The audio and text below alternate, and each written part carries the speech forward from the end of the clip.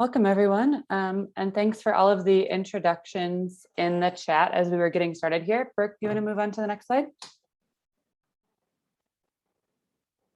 As we begin today, we would like to acknowledge that the Posner Center sits on land stolen from the Cheyenne and Arapaho, who are the original stewards of this land. We also wish to acknowledge all 48 Indigenous tribes and nations who call Colorado home. We recognize that Indigenous peoples have been displaced from their homelands, and that U.S. public policy has been used to displace Indigenous communities, erode tribal nation sovereignty, and forcibly assimilate Native individuals into U.S. society. We share this acknowledgement to encourage our community to discuss and strategize how we might leverage public policy in our daily work to address these historic and contemporary atrocities perpetrated against Native people and other marginalized communities. One thing that we're doing at the Posner Center is including some conversations about colonization of Indigenous lands in the US at the symposium this November. While Indigenous decolonization movements and those to decolonize the global development field are somewhat different, they're still rooted in similar histories. And we believe that if we want to begin decolonizing our work and relationships with other countries, that we must also do that work at home. Please take a moment to privately honor the original peoples who are stewards of the land in your place, acknowledging the sacrifices, hardships, traditions, and joy that have led us here today.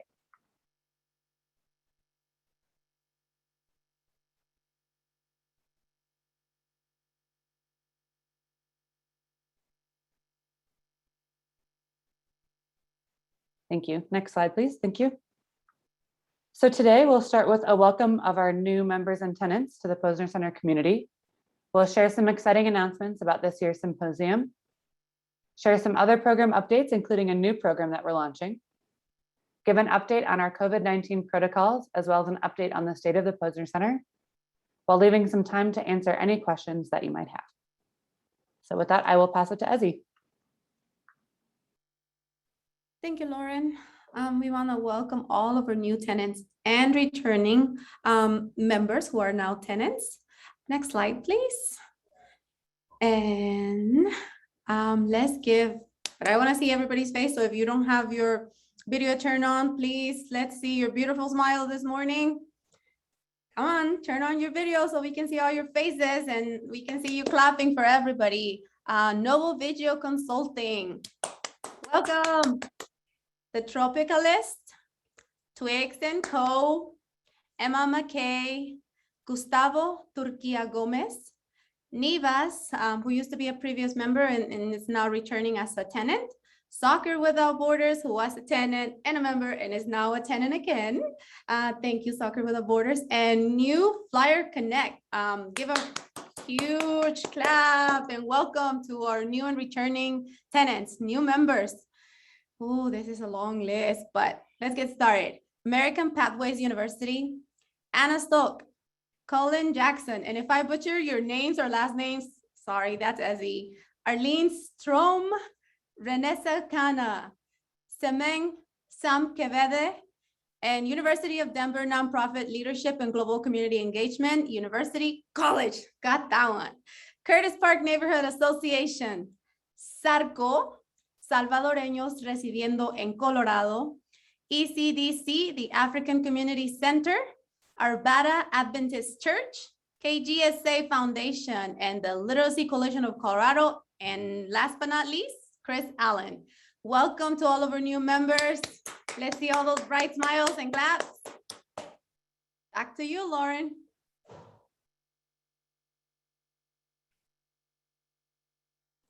I think this one's actually Julia. Hello, everybody.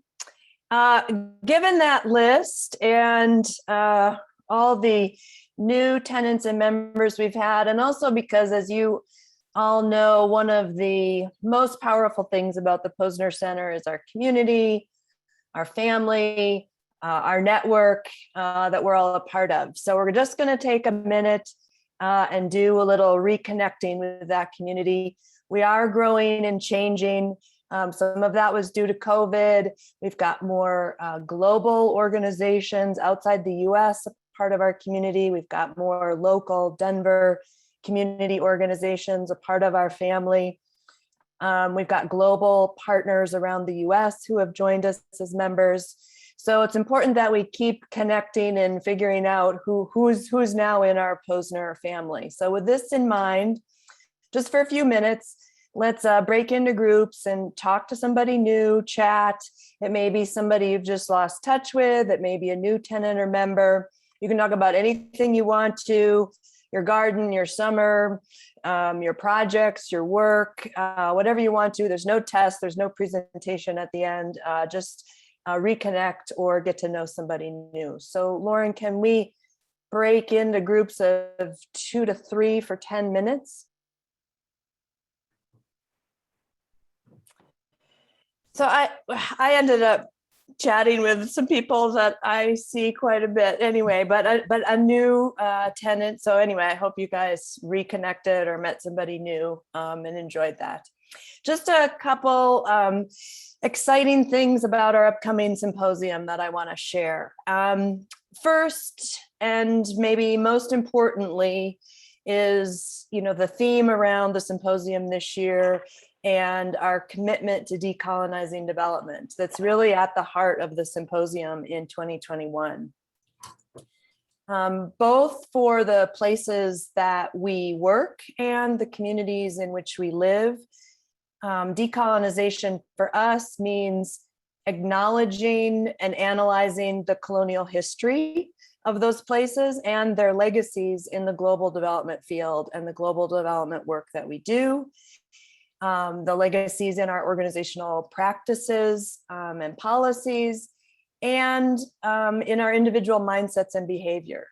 So that kind of thinking about decolonizing in that way, we, the Posner Center, are committed to convening discussions around that and supporting actions to further understand how we can decolonize our work. And how we can decolonize our work so that we have a more just and equitable approach to global impact. The other thing that we're committed to is catalyzing conversation and collaboration between Denver and Colorado, which we sometimes call local to us here, community development organizations, and organizations doing development around the world, and working together on the social impact and sustainable development work that we all do. This brings together a broader range of organizations, activists, change agents, humanitarians, all focused on improving people's lives, but around the world, both here at home in Colorado and abroad. So that commitment to global local collaboration and our commitment to decolonizing development are both reflective in the 2021 Posner Symposium. So hopefully you've heard about it. Hopefully you've been reading about it. Just want to share a few things about it. First of all, it's different this year. It's a series of virtual sessions throughout the weeks of November 3rd through the 19th. During those sessions, we're focusing on bringing together different points of view on this topic and different aspects of the topic, right? How do we shift power in the social impact development work that we do? How do we make our sector and our fields more diverse? How do we transform our development systems and practices to address the inequities that are still in place from our colonial histories? So you'll see sessions and discussions about questions like that. The virtual format, we think, is really exciting. It gives us some opportunities that we haven't had in our first and second symposiums. First, it is a great opportunity to include all of our global teams and partners. And on this point, I really would like to ask all of you to share with your organizations, your organizational leaders, your organizational teams, a very personal invitation to participate in the symposium. The whole point is to share different points of view, and the more of our global teams and partners we can get participating in the symposium, the richer it's going to be for all of us. So I'd ask you all to personally invite your non-Denver, non-Colorado teams, partners, supporters, networks, and it'll make the symposium just that much better for all of us. It's easy. You don't have to go to every single session. So, register, pick a few. If you're busy, you can attend all of them. You can attend some of them. The flexibility and the broad, diverse set of topics we think is really going to be special this year. It is going to be a great opportunity to network, both professionally for you as an individual, but also for your organization, with people outside the Posner community. Because of this virtual format, because of the topic, we're going to have a lot of people outside our existing Posner community participating. So take advantage of that. There'll be networking sessions. You can be a virtual exhibitor. You can share what your organization's doing, get people to hear about the work, promote what you're doing. You can volunteer for things that will help you engage with people. We're going to have online discussion forums. If you'd like to lead one of those, please volunteer or just participate in them. And we encourage you to network and take advantage of the opportunity. The other thing is, make an investment in it. We, the Posner Center, are putting a lot of resources into this. It's an investment in our collective decolonizing journey. We see it as a transformative event for us as a community. So take advantage, participate, register. Like I said, be a virtual exhibitor, share your work. If you can, become a sponsor, support this commitment that the community is making to decolonizing and collaboration in global development. And if you go to the next slide, Burke, we've got a whole bunch of our speakers just out on the website with program details. There's more to come, so this isn't the full lineup, but it's an exciting time to go to that link that's right there, Symposium 2021 on our webpage, and look at the diverse set of topics and speakers that we've got. Pretty exciting. We've got some of our own Posner community.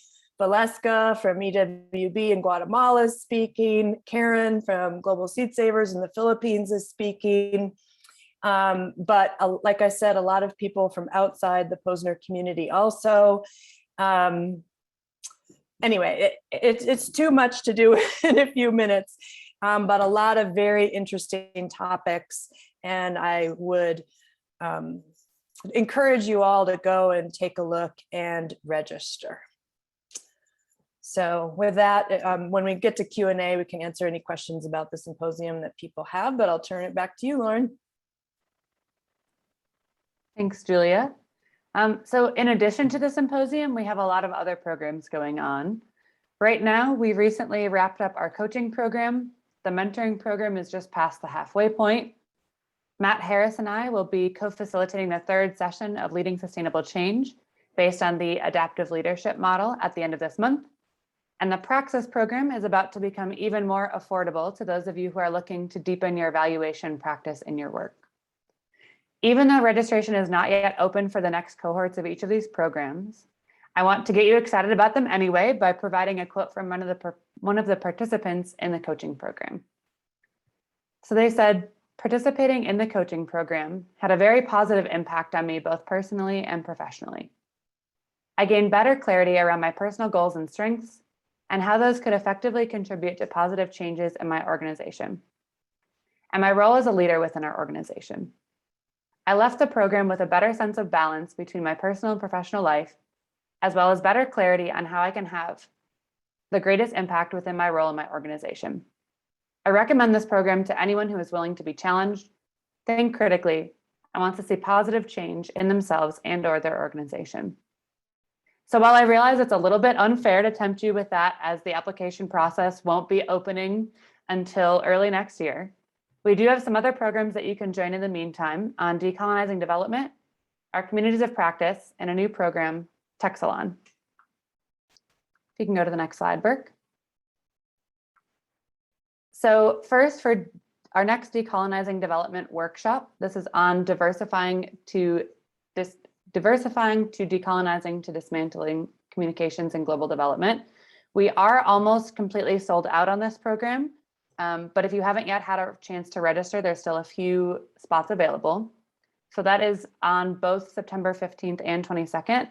And please invite your Spanish speaking staff as well. We will have live Spanish interpretation. I have a Spanish version of the invitation. If you did not see that come through on the Google group, just reach out to me and I'm happy to send that over so you can share with your Spanish speaking staff as well. We also have a community of practice session coming up that I would like to highlight in the development and fundraisers community of practice. So this session is on fundraising outside the US with Kijere Rose. And I'm especially excited about this. I actually connected with Rose before starting at the Posner Center when I was in Uganda and was able to make that connection. So she's an incredible leader of the Women's Rights Initiative, and she'll be speaking about what it's like to fundraise outside of a US context. If you're interested in attending that session or in joining that community of practice in general, you can reach out to Mona Vias, and her email is on the screen there, and I'll send that as well. And then lastly, Susan, I think I saw you on the call. If you want to talk a little bit about Tech Salon, which is coming up in October. Oh, it looks like you're muted there, Susan. Oh, sorry. Thank you very much. Can you hear me? Yes. Okay, great. Some of you on the call might remember that Denver and Posner Center had a Tech Salon chapter some years ago, and recently we've decided to kind of relaunch this effort for many reasons. One is Tech Salon is founded and run by two wonderful innovators, Wei and Voda, who is currently working in the health and international development space, and a woman called Linda Raftree, who is also an expert on gender and ICT and monitoring and evaluation with a tech focus. And Tech Salon, they have salons in San Francisco, New York, DC, different places in Africa and Asia. And it provides us community and networking opportunities that hopefully will be of great interest to Posner Center and our community. Tech salons normally are just in person. Oh, Susan, somehow you muted. There you go. Yeah, they're in-person events. Normally you kind of apply based on the theme and the topic. I think in our model, because of COVID, we're going to do something that's a little bit more hybrid and also provide kind of pathways for Denverites to meet up and link up with ICT for D specialists based in other parts of the world. The Tech Salon global community has roughly 7,000 members in it. And the organization I'm working for now, called Counterpart International, will be co-organizing the Denver chapter of Tech Salon. And we're looking for one or two other Denver or Boulder-based NGOs or CSOs, or it could be a for-profit company or a university that has a strong interest in the intersection between technology and international development. And we'll be hosting our first salon in October, I believe on Monday, October 11th, and it will likely be a hybrid salon that will both provide breakfast and coffees and teas at Posner Center for people who feel comfortable coming in person, and we'll open it up for those that want to join remotely, as well as to link in with people who may live in other parts of the world. We've had some interest from people. Interestingly, IDE in Ghana reached out to us, so that was really nice. And hopefully we can build fellowship and practice around the ICT for D space. And if anyone is interested in learning more about it, I'll put my email here and you can be in touch with me. Any questions or ideas? Okay, over to you, Lauren. Thanks so much, Susan. So Lauren, she had said October 11th, but the slide said October 12th. I think October 11th is correct, but I will send that out afterwards. Thank you. Thanks, Steve.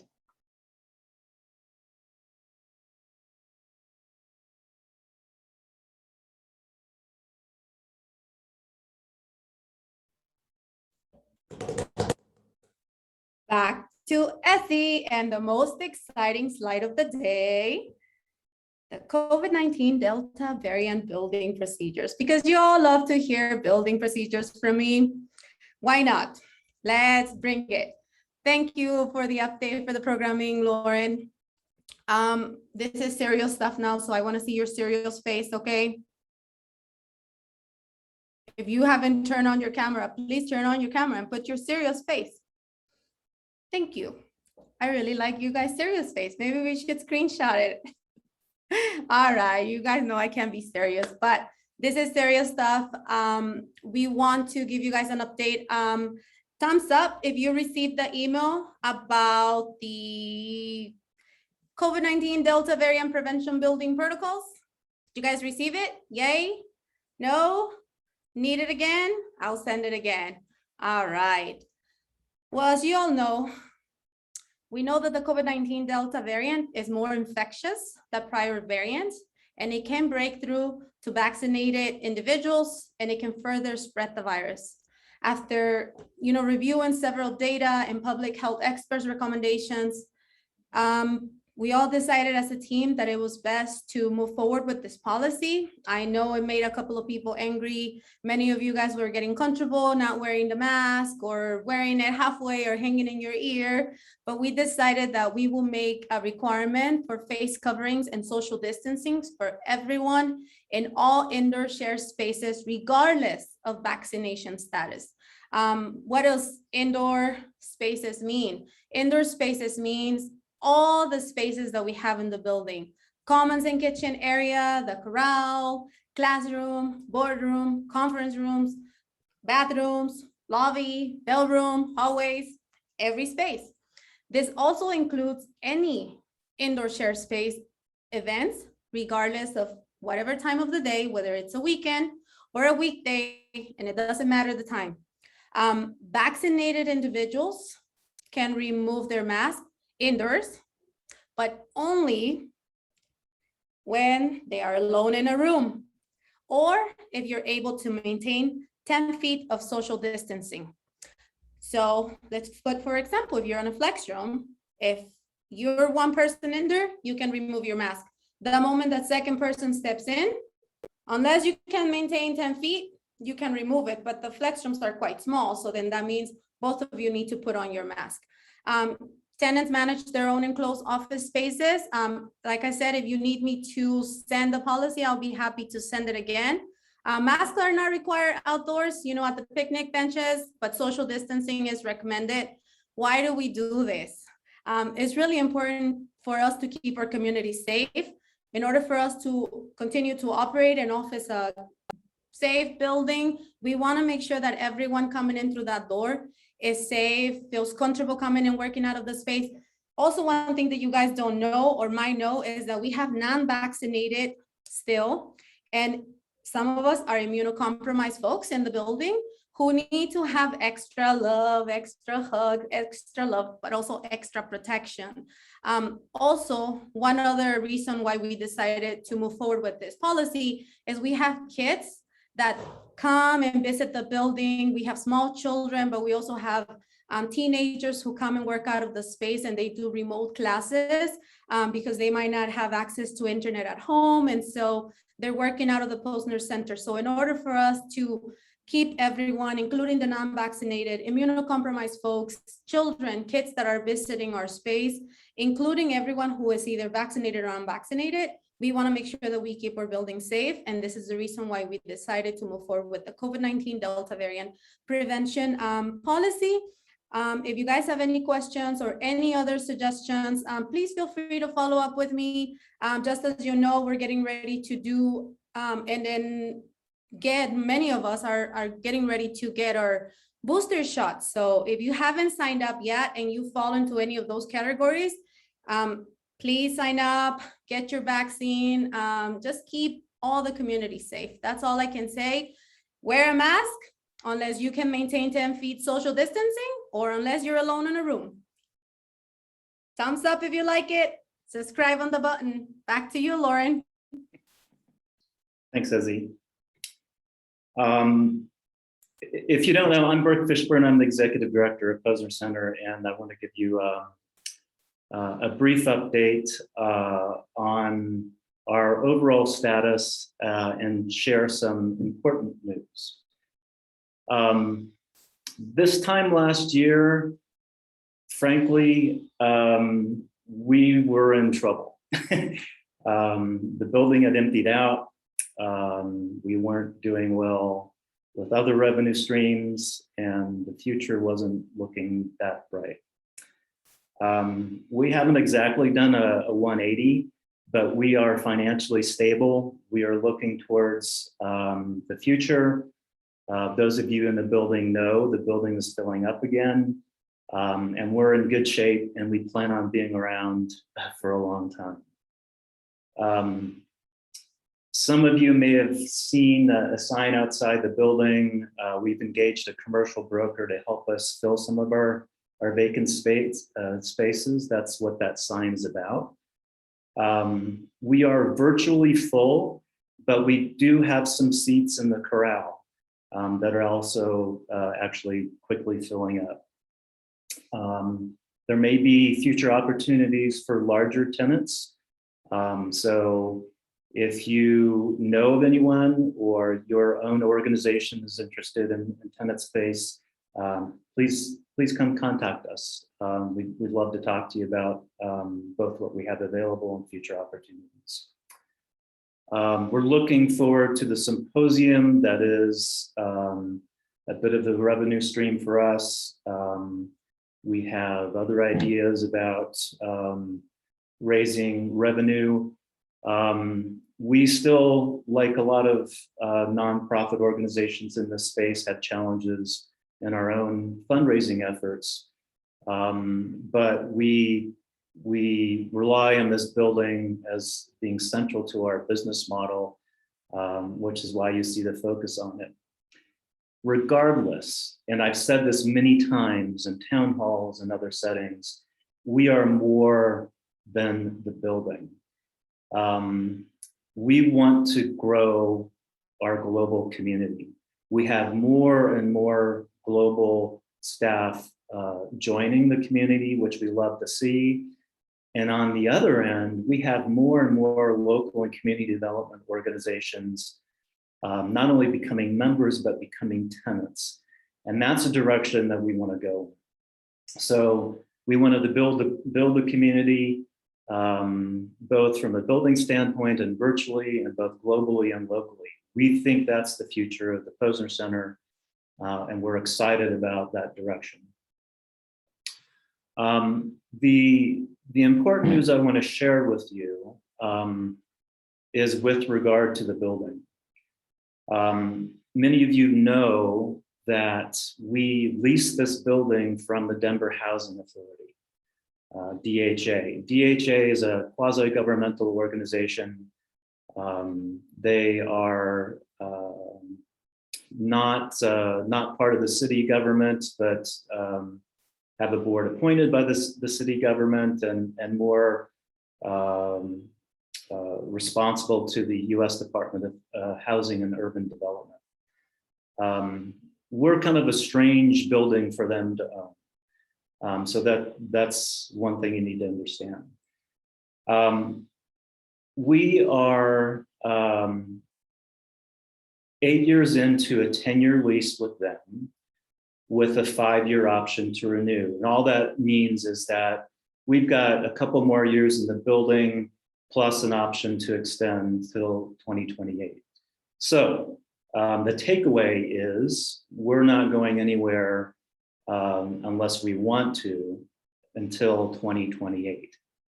What we understand, and we're in the process of gathering information on this, is that DHA is looking to sell the building.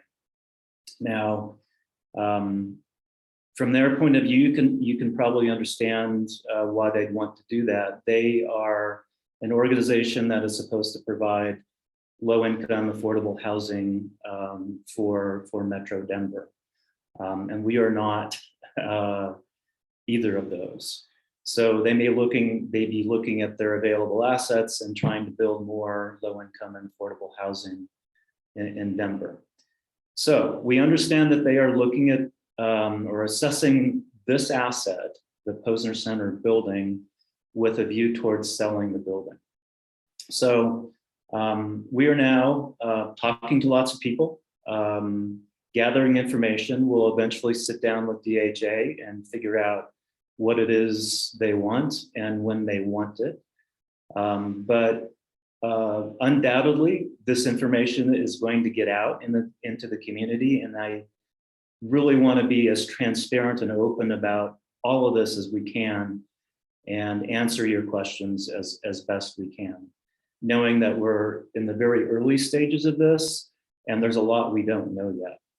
So I'm going to pause there for questions, not only on this issue, but any other questions you might have about anything that we talked about today.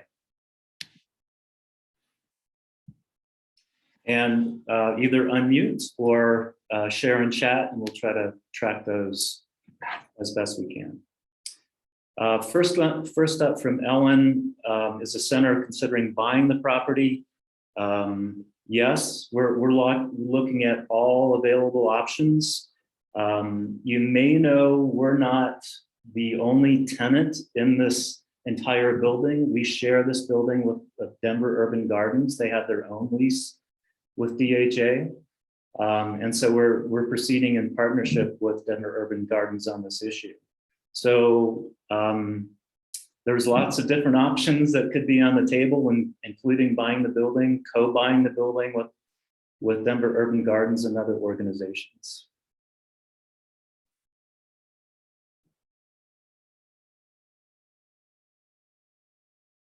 Other questions? Susan asks, is there a committee?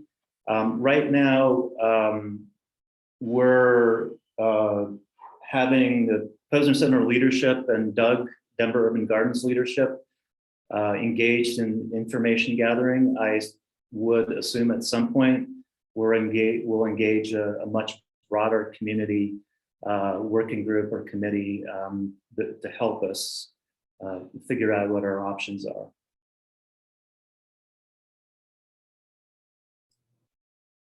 Brooke, sorry if I missed it. Could you just reiterate the timeline? I got the timeline on our lease, but what about the on the sale? We don't know. Our understanding is that we have the absolute right to exercise the 5-year option, which would keep us in the building through 2028. If you know the Denver real estate market world, it's kind of a Wild West show here. You know, lots of things could happen, but you know, we're a known quantity in the Denver community. We have a lot of supporters, and so if we decide we don't want to go anywhere, I think we could, you know, we can guarantee that we're going to stay in the building as long as we like.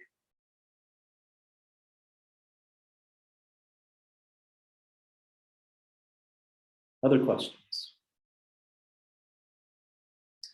on this issue or any of the other content today?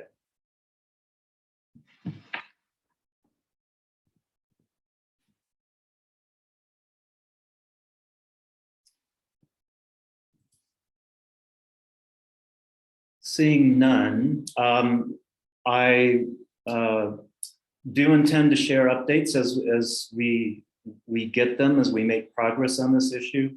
As I said, we're in the information gathering mode right now, and we'll be sharing news on our progress as we go down the road.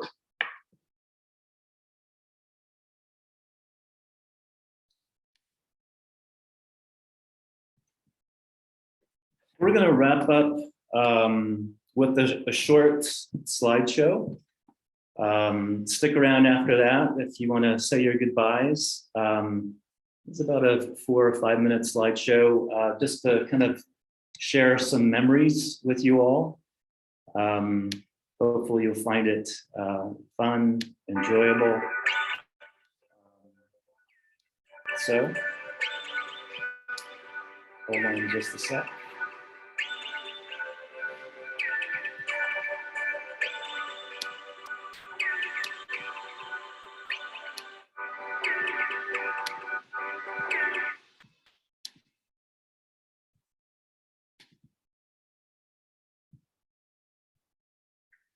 Burke needs the tech salon. All right, come on, V. Let's see the slide.